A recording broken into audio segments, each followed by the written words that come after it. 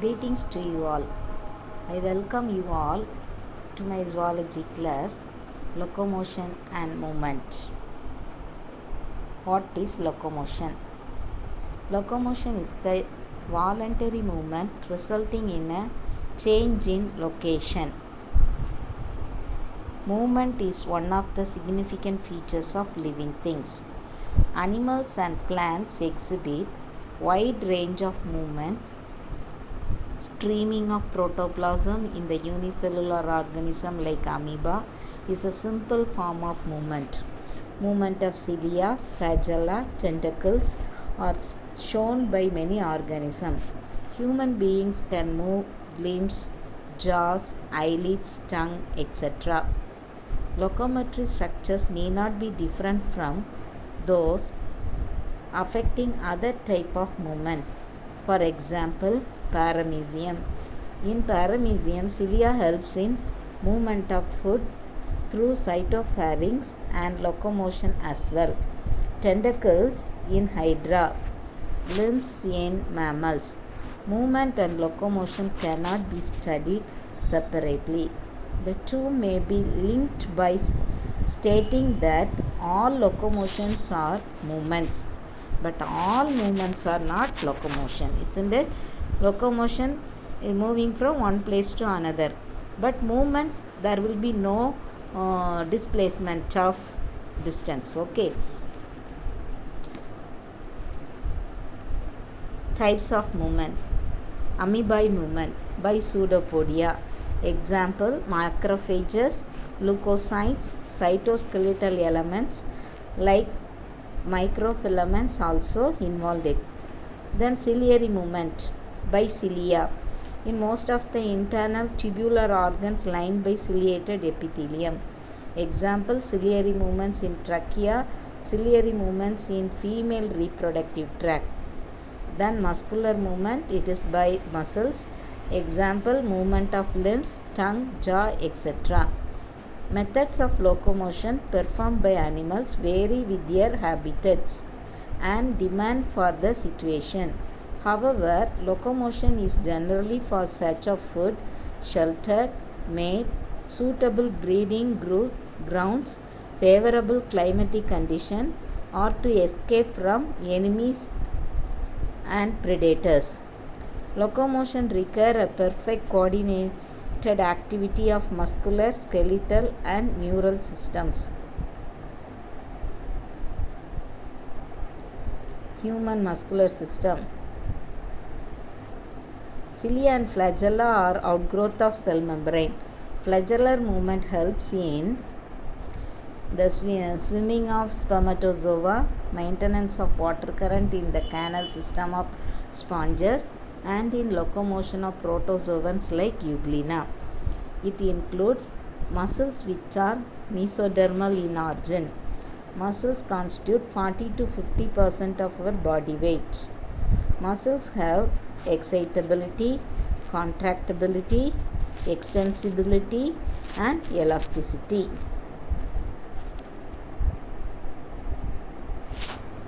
Muscles have been classified using different criteria, namely location, appearance, nature of regulation of their activities, and based on location, muscles are of three types. Location, okay. Skeletal muscle, it is attached to the skeletal system or bones. They are otherwise called as striated muscles or voluntary muscles. Then striated means lining. Visceral muscle or non-striated muscles or smooth muscle. Visceral muscles used to be present around the internal organs. Then cardiac muscle it is found in heart. It is a special type of muscle. First of all, skeletal muscle. The functions, nature of skeletal muscle or features of skeletal muscles. Striations used to be present. They are voluntary in action. They are attached to skeleton, richly supplied with blood. Fatigue muscle. Muscle fiber is multinucleated. The multinucleated condition is called syncytium. Numerous mitochondria used to be present. Then visceral muscles, here the striations are absent, that is no lining. They are involuntary in action. Their action is not under our control. Found in inner walls of hollow visceral organs like alimentary canal, reproductive tract, urinary bladder, etc. Poor blood supply and non-fatigue. How much time for more time it may work, and no fatigue, no accumulation of lactic acid. Uninucleate, not syncytium, here only one nucleus in one fiber, and less mitochondria. Cardiac muscles, striations present, they are involuntary in nature, found only in heart wall, richly supplied with blood, no fatigue, no get tired, okay, and they are uninucleated, and numerous mitochondria used to be present there. The same one, comparison of three muscles.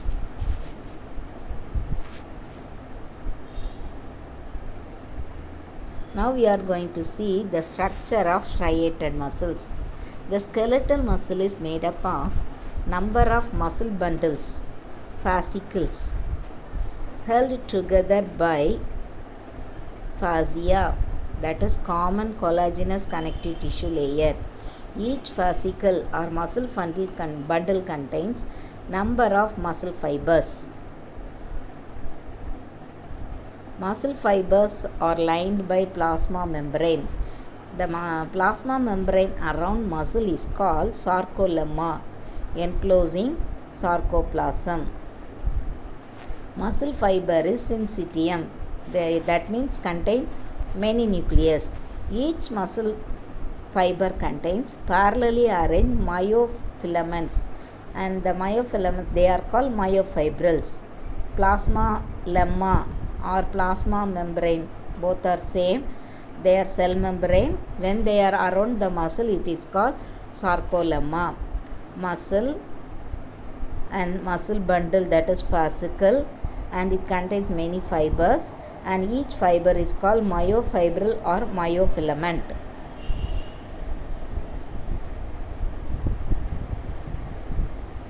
Each fibril has alternate dark and light striations. Okay, dark, second letter A. So it, for your information and remembrance, I am telling a clue.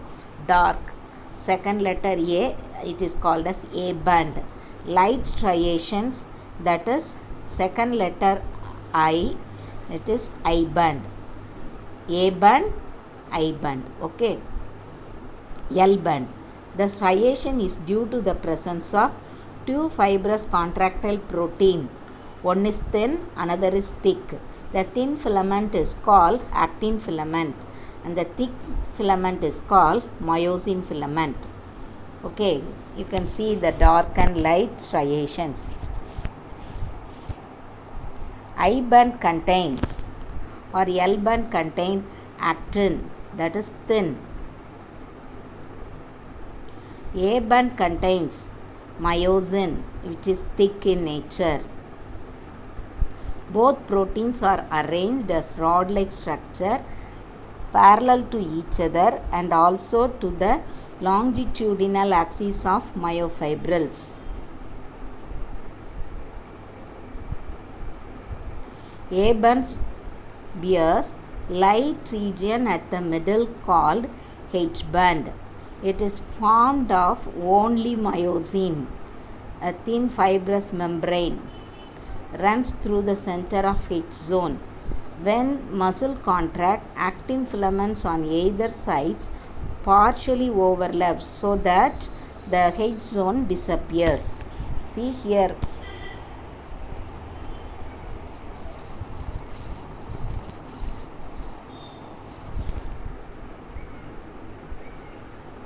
I band is bisected by elastic fiber band called Z line. Thin filament is firmly attached to the Z line. The region between two Z line is called sarcomere. See the sarcomere, 1 unit Z line. Okay.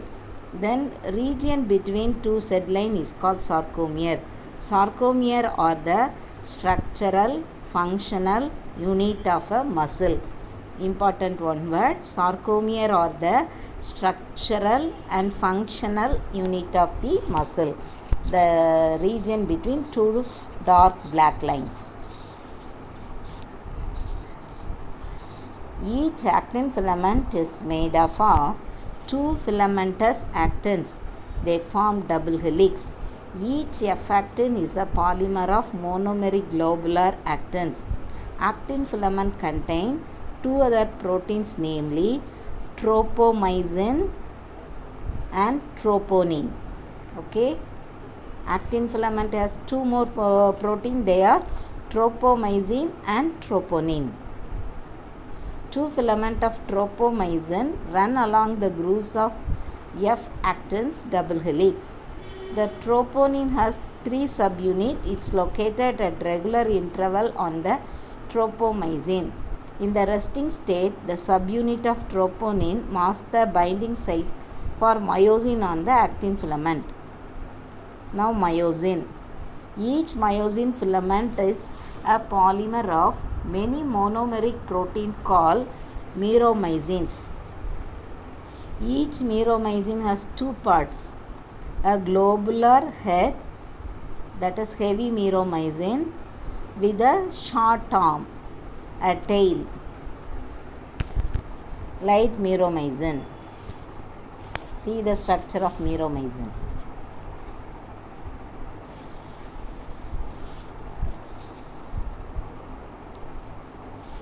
Heavy meromycin component, head and short arm, project outwards at regular distance and angle, and it is called cross-arm. Globular head is an active ATPase enzyme. It has binding site for ATP and active site for actin.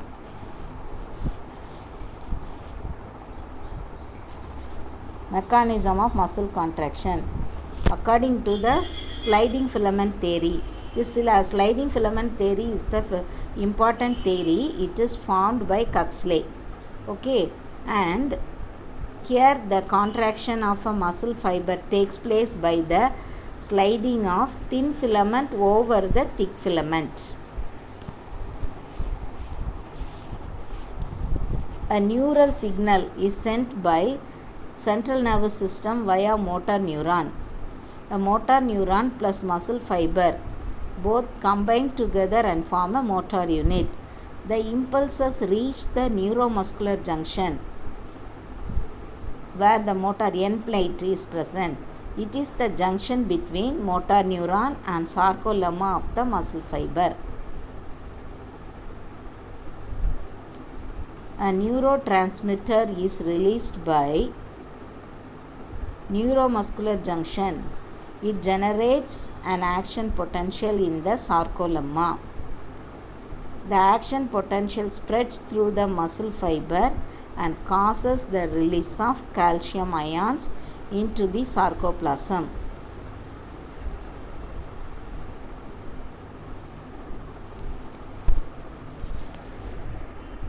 Calcium ions binds with the subunit of tropomyosin and actin filament and removes the masking of active sites for myosin.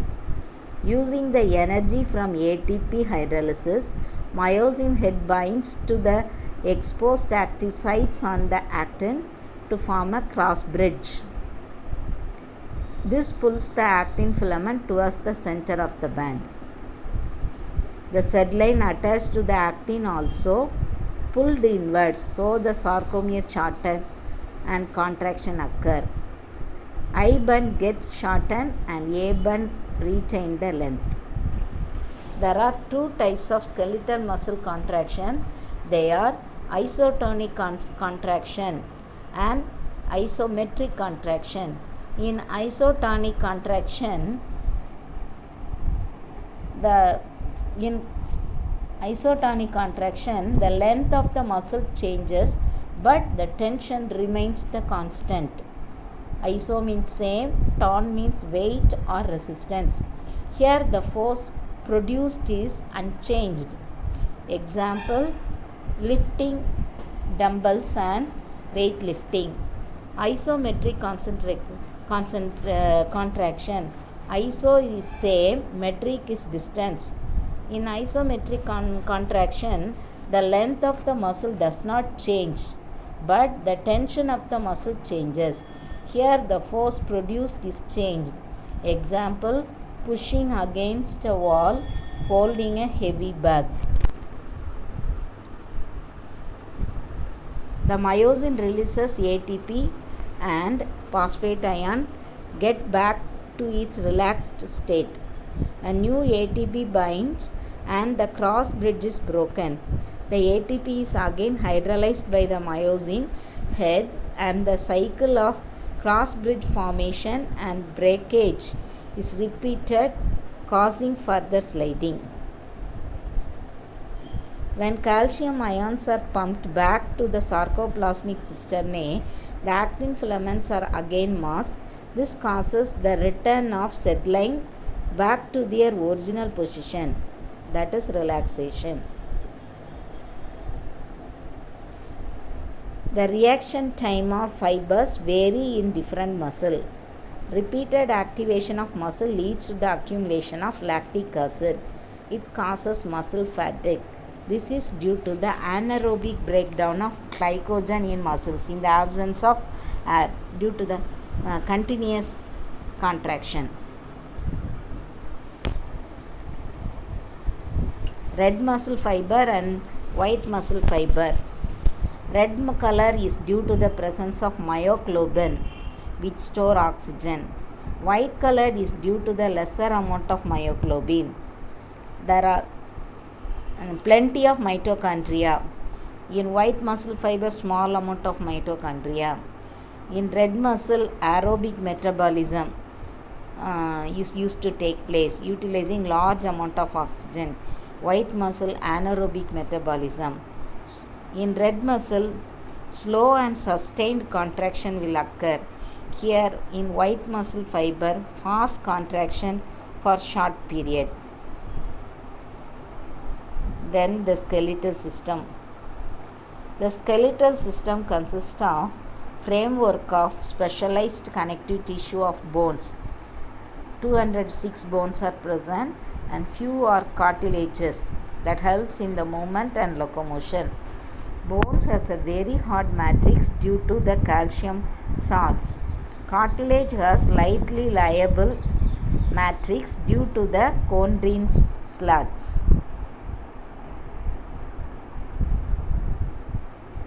Human skeletal system. There are two types, axial skeleton, appendicular skeleton. Axial skeleton consists of skull, vertebral column, sternum, ribs. Restricted movement or no movement will be there. Appendicular skeleton, 126 bones. Example, bones of forelimb, bones of hind limbs, pectoral girdle and pelvic girdle. Here they used to freely move. The same classification.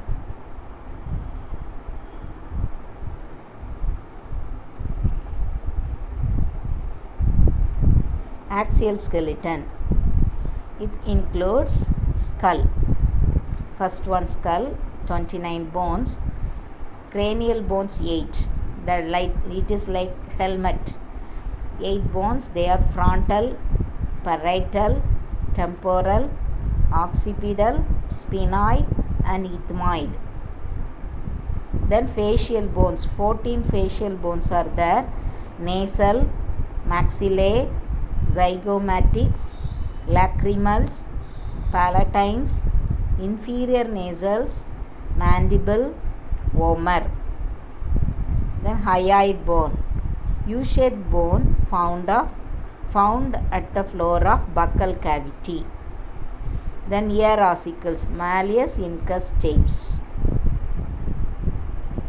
The skull articulate with the first vertebrae, that is atlas of vertebral column, with the help of occipedal condyle.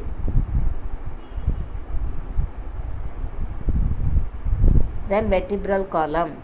It is formed of 26 dorsally placed vertebrae. There are 5 types.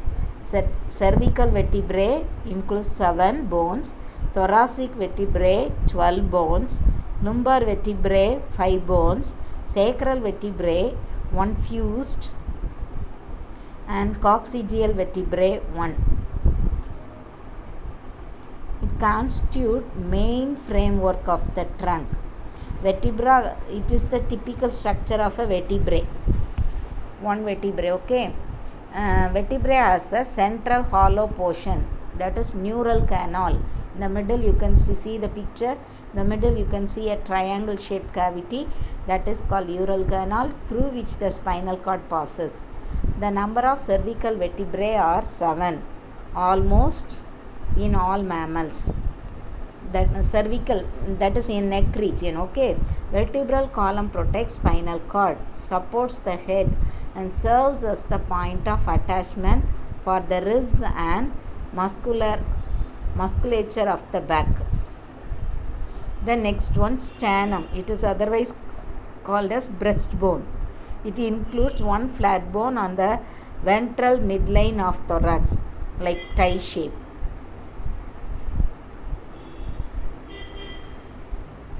Then ribs, there are 12 pairs, 3 types. They are true ribs, false ribs, and floating ribs. True ribs, first 7 pairs are true ribs. They are attached to the sternum. And false ribs, that is 8th, 9th and 10th pair. They are not directly attached to the sternum, but they fuse together. They 8, 9 and 10 join, and they join to the sternum. Then floating ribs, that is 11th and 12th pair. They are not attached to the sternum, so they are called as floating ribs. Each rib has 2 articulate surface on its dorsal end, so it is called bicephalic. True ribs are attached to the thoracic vertebrae and ventrally attached to the sternum with the help of hyaline cartilage. False ribs do not articulate directly with the sternum, but join the 7th rib with the help of hyaline cartilage. Floating ribs are not connected ventrally. Now appendicular skeleton, forelimb, hindlimb, all these are example. Now 4 bones of forelimb. They include humerus, melchi, then radius, ulna, carpals, metacarpus, phalanges. See the picture. Then bones of hind limb. They include femur, thigh bone, patella, kneecap, tibia and fibula, tarsals, otherwise called as ankle bones, metatarsals and phalanges. See the picture. Then pectoral girdle. They are formed of clavicle, that is collarbone, kaluthula ulladu. Then scapula, shoulder blade. Scapula is larger triangular flat bone situated in the dorsal part of the thorax between 2nd and 7th rib. Scapula has slightly elevated ridge spine which protects as a flat expanded process called acromion. The clavicle articulates with this. Below the acromion is a depression that is called glenoid cavity with articulate with the head of humerus to form the shoulder joint. Formed of 2 coxal bones.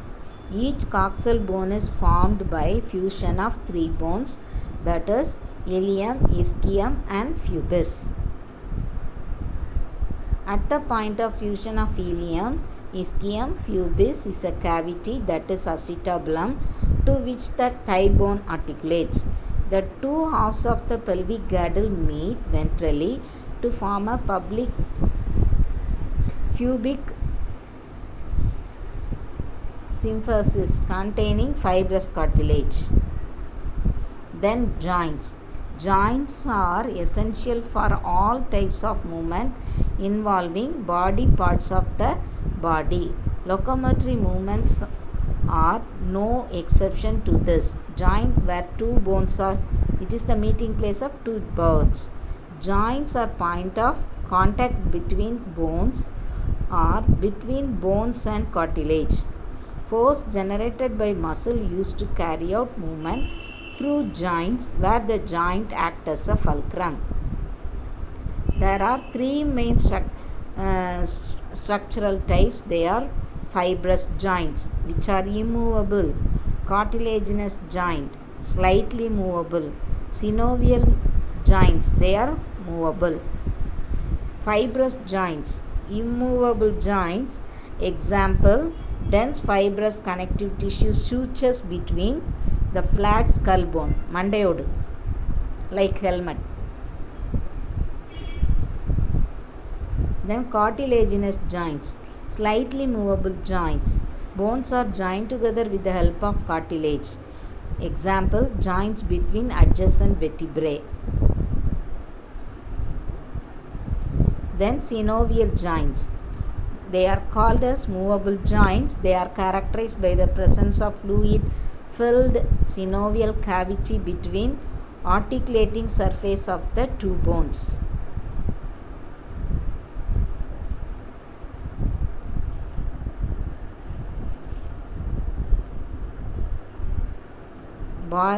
Types of synovial joints are ball and socket joint, hinge joint, pivot joint, gliding joint, saddle joint. Ball and socket joint, example, shoulder joint and hip joint. Hinge joint, example, knee joint, elbow joints, etc. They allow movement in one direction only. Pivot joint, joint between atlas and axis. Gliding joints, between carpals. Saddle joints, between carpals and metacarpals of thumb. Disorders of muscular and skeletal system. First one, tetany, very important. It is the rapid spasm, that is wild contraction in the muscle due to the low calcium ion in body fluid. Myasthenia gravis, it is an autoimmune disorder. It affects neuromuscular junction leading to fatigue, weakening and paralysis of skeletal muscles.